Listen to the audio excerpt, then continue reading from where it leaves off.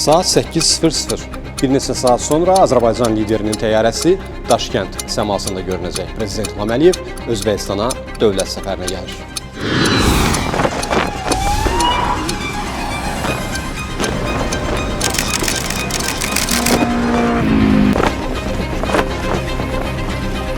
Son 5 ildə 3-cü dövlət səfəri. Bu yalnız statistika deyil, münasibətlərin xarakterini göstərən faktdır. Daşkənd görüşlərinin əsas məqsədi artıq formalaşmış siyasi müttəfiqliyi konkret iqtisadi nəqliyyat və investisiya layihələri ilə möhkəmləndirməkdir.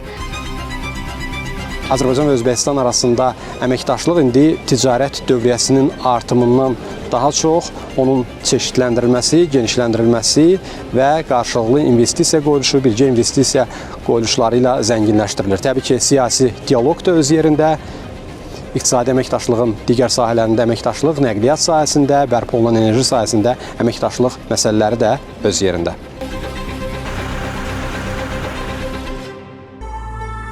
Müzik